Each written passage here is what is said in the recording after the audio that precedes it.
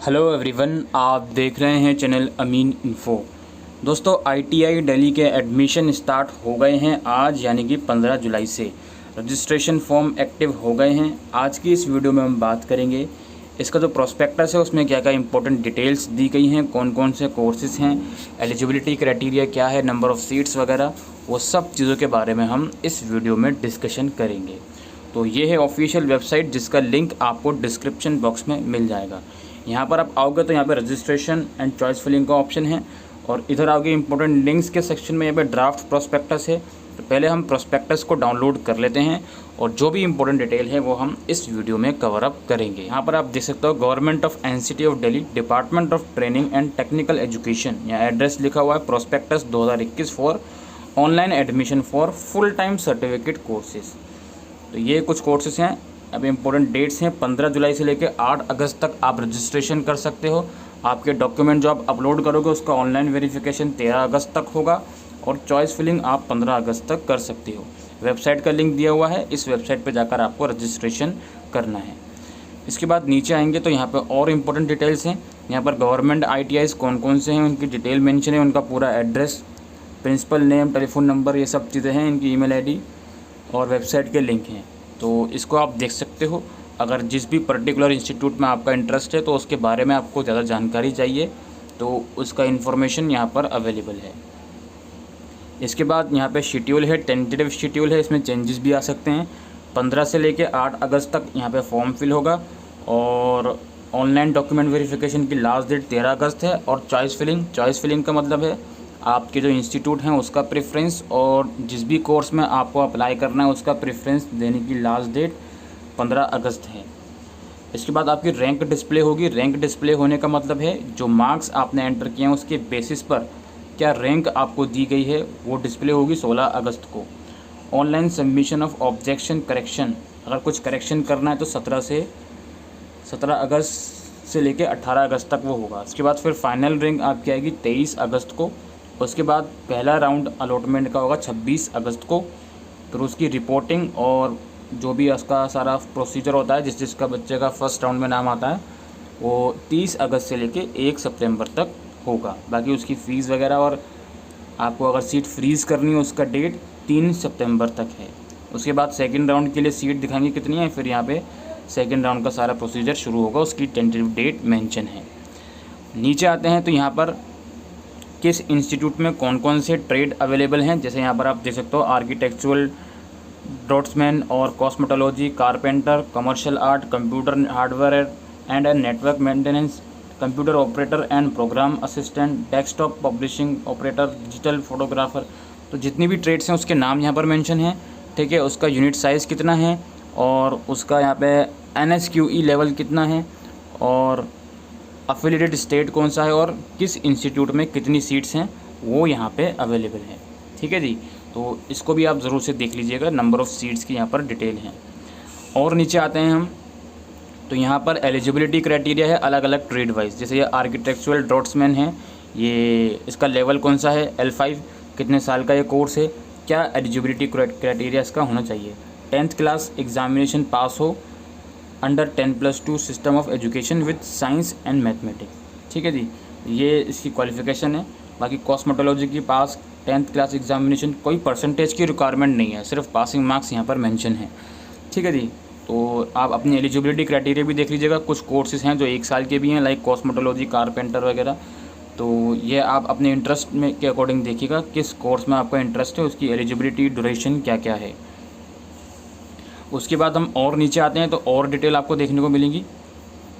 यहाँ पे ये आप देख सकते हो एज लिमिट की अगर हम बात करें, कम से कम 14 साल की आपकी एज होनी चाहिए 1 अगस्त 2021 को, ठीक है। और कोई अपर एज लिमिट में इसमें रिक्वायरमेंट नहीं है, अपर एज लिमिट का कोई भी इसमें चक्कर नहीं होता है। फिजिकल फिटनेस की बात करी गई है कि सभी all the candidates will be required to submit of medical fitness certificate from a registered medical professional. तो मेडिकल प्रोफेशनल से एक सर्टिफिकेट इशू करवाना पड़ेगा फिटनेस का, तो बड़ी बात नहीं है, काफ़ी इजीली है, आप इशू करवा सकते हो, ठीक है। इसके बाद और नीचे आते हैं पोर्टल फॉर रजिस्ट्रेशन। यहाँ पे वेबसाइट का बारे में बताया गया है। Document require at the time of registration, तो रजिस्ट्रेशन के टाइम पे कौन कौन से डॉक्यूमेंट रिक्वायर्ड हैं उसकी डिटेल यहाँ पर मेंशन है, साइज़ वगैरह मेंशन है। जैसे कैटेगरी सर्टिफिकेट है यहाँ पे तो वो आपको अपलोड करना होगा, और सब कैटेगरी सर्टिफिकेट है। अगर कोई PWD वगैरह, Jammu and Kashmir migrant NCC वगैरह, उसका सर्टिफिकेट है। Certificate from Delhi government registered orphanage वगैरह के लिए होगा ये सर्टिफिकेट। और BDO regarding school and residence of candidate located in rural area, उसका सर्टिफिकेट। क्वालिफाइंग सर्टिफिकेट जिसमें 10th की मार्कशीट आपकी लगेगी, ठीक है, उसका सर्टिफिकेट। 8th क्लास सर्टिफिकेट और marksheet showing complete detail of all subjects included fail and absent subject. तो जितने भी डॉक्यूमेंट्स रिक्वायरमेंट हैं वो भी यहाँ पर लिखी हुई है। Certificate from headmaster principal of school as per annexure एड only in case the candidate has filled 8th class marks. तो ये अपनी एलिजिबिलिटी के अकॉर्डिंग आपको यहाँ पे डॉक्यूमेंट रिक्वायर्ड होंगे। यहाँ पे एनेक्सर जो होंगे यानी कि डॉक्यूमेंट का फॉर्मेट क्या होगा वो इस प्रोस्पेक्टस के लास्ट में आपको देखने को मिल जाएंगे। कुछ अंडरटेकिंग भी हैं, उसका भी यहाँ पर इन्फॉर्मेशन है। फोटोग्राफ और पेमेंट ऑफ रजिस्ट्रेशन फ़ीस, ये जो रजिस्ट्रेशन फ़ीस 200 रुपये की होगी जो कि आपको पे करनी होगी।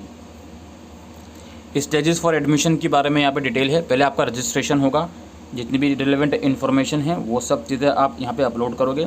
उसके बाद आपका ऑनलाइन वेरिफिकेशन होगा। ITI official will preliminary check the information provided by candidate and may compare it with uploaded document. If official is satisfied by the information provided और candidate is given some relaxation in providing information till later date और till admission, then the candidate detail will be verified. तो basically आप जो detail enter करोगे वो verify होंगी, ठीक है, वो वेरीफाई होंगी। और अगर कोई डिस्क्रिपेंसी निकली तो उसके बारे में भी आपको बताया जाएगा, और अगर आपकी डिटेल सक्सेसफुली वेरीफाई हो गई तो उसके बारे में भी आपको बताया जाएगा। आप जब फॉर्म फिल करोगे तो लॉगिन करके अपना रेगुलर इंटरवल पे चेक करते रहोगे कि आपके जो डॉक्यूमेंट हैं वो वेरीफाई हुए या नहीं। After verification candidate should check his her verification status on portal में चेक करोगे आप अपने वेरिफिकेशन स्टेटस, यानी कि जहाँ से फॉर्म फिल किया है। SMS ईमेल में भी सेंड, SMS या ईमेल भी भेजा जा सकता है, लेकिन ज़रूरी नहीं है आपको SMS या ईमेल आए, तो अपना पोर्टल ज़रूर से चेक करते रहिएगा। वेरिफिकेशन के बाद चॉइस फिलिंग होगी। वेरिफिकेशन जब आप कर दोगे तो अपना ITI ट्रेड का और अपने इंस्टीट्यूट का चॉइस फिलिंग आप लोग करोगे, ठीक है। आपसे रिक्वेस्ट करी जाती है कि आप ज़्यादा से ज़्यादा ट्रेड और ज़्यादा से ज़्यादा इंस्टीट्यूट चूज़ करें ताकि सीट अलॉट होने के आपके ज़्यादा चांसेस हों, ठीक है। उसमें लॉक, फ्रीज़ वगैरह और आप मूव जो भी ऑप्शन होगा वो आप कर लीजिएगा। इसके बाद है रैंक जनरेशन। आपकी रैंक जनरेट होगी, जो भी डिटेल मार्क्स की आपने दी होगी, जो भी कैटेगरी आपकी होगी उसके बेसिस पर आपकी रैंक जनरेट होगी। और रैंक जनरेट होने के बाद दोबारा अपॉर्चुनिटी दी जाती है कि अगर कुछ करेक्शन करना है, कुछ ऑब्जेक्शन उठाना है तो उठा लीजिए, अदरवाइज़ फिर फाइनल रैंक आएगी, फिर काउंसलिंग वगैरह होगी, फर्स्ट राउंड की काउंसलिंग होगी, ठीक है जी। तो बाकी सारा प्रोसीजर चलेगा। काउंसलिंग के बाद जो भी रिक्वायरमेंट होगी, पार्ट एकेडमिक्स फ़ीस पे करनी है, फिर अपने रिस्पेक्टिव कॉलेज में जाके डॉक्यूमेंट वेरीफाई करवाने हैं, फिर आपके पास ऑप्शन आएगा कि आप सीट रिटेन करना चाहते हो या अपग्रेड के लिए जाना चाहते हो। तो वो सब चीज़ें हैं, वो आप जब एडमिशन होगा तो उस टाइम पर आपकी सारी चीज़ें समझ में आ जाएंगी। Online admission 2021 new candidate registration form, ये रजिस्ट्रेशन फॉर्म का प्रोफॉर्मा है, ठीक है जी। तो इसको भी आप देख लीजिएगा। तो प्रोस्पेक्टस ज़रूर से आपको पढ़नी है। नाम वगैरह आपके फादर का नेम, मदर नेम और डेट ऑफ बर्थ अपनी मार्कशीट के अकॉर्डिंग लिखोगे आप। और region in the registration form must be fill up. Select Delhi if you have pass your qualification from a school located in Delhi, यानी कि फॉर्म फिल करते वक्त एक रीजन टाइप आपका ऑप्शन आएगा। उसका मतलब ये होगा कि आपने अपनी एजुकेशन क्वालिफिकेशन कहाँ से करी है। अगर दिल्ली से करिए तो आप दिल्ली चूज़ करोगे, अदरवाइज़ आउटसाइड दिल्ली से करिए तो आप आउटसाइड दिल्ली चूज़ करोगे। दिल्ली वालों के लिए यहाँ पर कुछ क्वालिफिकेशन, कुछ रिजर्वेशन है 85% का, तो इसलिए वो चीज़ पूछी जाती है। बाकी ये ज़रूर से आप पढ़ लीजिएगा प्रोस्पेक्टस, ठीक है। बिना इसको पढ़े बिल्कुल भी आप फॉर्म फिल करने नहीं बैठिएगा, क्योंकि अगर कुछ गलती हो गई तो फिर आपको ही प्रॉब्लम हो सकती है। यहाँ पर सीट रिजर्वेशन का आप देख लीजिए। Candidate passing qualification examination from Delhi school, उनको 90% है, और जो बच्चे अदर स्टेट से आए हैं उनको 9% है। जम्मू एंड कश्मीर माइग्रेंट और इनको 1% है। रिजर्वेशन कैटेगरी वाइज भी यहाँ पर है SC ST OBC वगैरह का, तो इसको भी आप देख लीजिएगा। For availing reservation under OBC category candidate is required to bring OBC certificate from competent authority and a valid non creamy layer certificate. If validity is not mention in NCL certificate, the NT would be deemed to be valid for period of 1 year from the date of issue of certificate, that is admission in Delhi government ITI such as non-creamy। तो OBC certificate 1 साल से ज़्यादा पुराना नहीं होना चाहिए, इनका कहने का मतलब ये है। तो अगर आपके पास OBC सर्टिफिकेट पुराना है तो उसको आप री इशू करवा लीजिए या फिर रिन्यू करवा लीजिए। बाकी EWS के लिए यहाँ पे रिजर्वेशन है और फीमेल कैंडिडेट के लिए रिजर्वेशन है, उसकी इन्फॉर्मेशन यहाँ पर गिवन है। दिव्यांग बच्चों के लिए रिजर्वेशन है, ठीक है। और हम नीचे आते हैं, यहाँ पे बताया जा रहा है दोस्तों कि आप अपनी जो भी डिटेल एंटर करोगे वो बहुत ही केयरफुली एंटर करोगे, क्योंकि उस डिटेल के बेस पर ही आपको रैंक दी जाएगी और उस रैंक के बेस पर ही आपको जो इंस्टीट्यूट हैं या ट्रेड हैं वो अलॉट करे जाएंगे। इसमें बताया गया है कि क्वालिफाई बोर्ड अपना बिल्कुल केयरफुली चूज़ करें, अपनी मार्क्स बिल्कुल केयरफुली एंटर करें। Grades are to be converted into marks as per criteria for calculation of marks percentage by the board of the candidate. यानी कि जो भी आपका रिस्पेक्टिव बोर्ड है उस बोर्ड का मार्क्स को, ग्रेड को मार्क्स में कैलकुलेट करने का क्या प्रोसीजर है, उस प्रोसीजर को फॉलो करते हुए ही आप उसमें मार्क्स लिखोगे। The candidate should fill marks in grade column और वाइस वर्सा, जो भी है। अब यहाँ पर एक और चीज़ आपको समझनी है, कई बार क्या होता है हम लोग नहीं समझ पाते कि यार मार्क्स को कैसे कन्वर्ट करें। तो इसमें एक अच्छी चीज़ ITI की तरफ से जो मैंने लास्ट ईयर भी नोटिस करी थी वो ये थी कि सपोज़ करो आपने मार्कशीट अपलोड कर दी अपनी केयरफुली, लेकिन मार्क्स में कुछ मिस्टेक आपने कर दी, तो वो ऑटोमेटिकली ठीक कर देते हैं वो लोग। आपकी मार्कशीट के बेस पर वो डिटेल ऑटोमेटिकली ठीक कर दी जाती है। अब वैसे तो आपको बेस्ट प्रैक्टिस यही करनी है कि सही मार्क्स आप लिखोगे, बट स्टिल अगर गलती आप लोग कर देते हो तो वहाँ आपके डॉक्यूमेंट के बेस पर वो लोग खुद से ही करेक्शन कर लेते हैं, ठीक है। तो इस चीज़ का भी यहाँ पे एक प्लस पॉइंट आपके लिए है। तो ये सब चीज़ें हैं, इसको आप देख लीजिएगा। Dual category, date of birth वगैरह, जेंडर वगैरह, ये सब चीज़ें केयरफुली एंटर करेगा, ये लोग बोल रहे हैं, ताकि आपको कोई दिक्कत ना हो।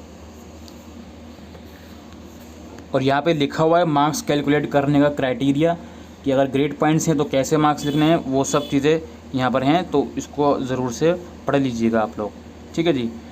Generation of unique rank tie break criteria. अच्छा, कुछ बच्चों के मार्क्स सेम होते हैं तो फिर वो कैसे रैंक कंसिडर करेंगे, तो उसका यहाँ पर है कि rank of the candidate would be generated by calculating percentage secured by the candidate in qualifying exam and arrange in descending order. If 2 or more candidate are having same percentage then the following tie breaker criteria would be use. अगर 2 बच्चों के marks same हैं तो फिर ये देखा जाएगा कि डेट ऑफ बर्थ, जिसकी डेट ऑफ बर्थ ज़्यादा होगी, जो ज़्यादा एज में बड़ा होगा, उसको प्रेफरेंस दी जाएगी, उसको हायर रैंक दी जाएगी। अगर वो भी सेम है तो application number, if tie is still not broken then candidate application number in ascending order would be allotted, ठीक है जी। असेंडिंग ऑर्डर में देखा जाएगा एप्लीकेशन नंबर, वो उसके बेस पर आपको, अभी जो भी रूल है वो मैं आपको बता चुका हूँ। Additional information regarding reservation. अच्छा, एक चीज़ तो आपको पता चल गई होगी, एडमिशन आपके क्वालिफाइंग एग्जाम के मार्क्स के बेस पर होंगे, कोई एंट्रेंस इसमें नहीं है, क्योंकि बार बार बात करी जा रही है कि रैंक डिस्प्ले होगी। तो आप लोग समझ गए होंगे कि आपके जो इसमें एडमिशन होंगे वो आपके क्वालिफाई एग्जामिनेशन के मार्क्स के बेस पर होंगे। रजिस्ट्रेशन फ़ीस 200 रुपये की है और fees structure of government ITIs की डिटेल यहाँ पर है कि गवर्नमेंट ITIs का फ़ीस स्ट्रक्चर कितना है, और इसको आप देख लीजिएगा। इंजीनियरिंग और नॉन इंजीनियरिंग ट्रेड की यहाँ पे डिटेल है, ठीक है जी। तो यही सब इन्फॉर्मेशन है। लास्ट में आपके जो परफॉर्मा है अलग अलग, जैसे मेडिकल सर्टिफिकेट का परफॉर्मा कैसा होना चाहिए, उसके बाद कैरेक्टर सर्टिफिकेट का परफॉर्मा कैसा होना चाहिए, ये प्रोहिबिशन ऑफ रैगिंग इसका परफॉर्मा कैसा होना चाहिए, तो वो सब चीज़ें हैं, ये आप पढ़ लीजिएगा, ठीक है। और बाकी अप्लाई करने के ऊपर वीडियो में कोशिश करूँगा बनाई जाए। और बस यही सब था। यहाँ पे आप वेबसाइट पर आओगे, last year cut off rank का ऑप्शन एक, इसमें जाके आप देख सकते हो कि लास्ट ईयर की कितनी कट ऑफ गई थी, ठीक है। तो ये भी यहाँ पे ऑप्शन है, अगर आप चाहो तो ये भी देख सकते हो। बाकी आप फॉर्म फिल कर दीजिए, लास्ट डेट इसकी 8 अगस्त है। इसी के साथ अभी के लिए वीडियो में इतना ही। Thank you.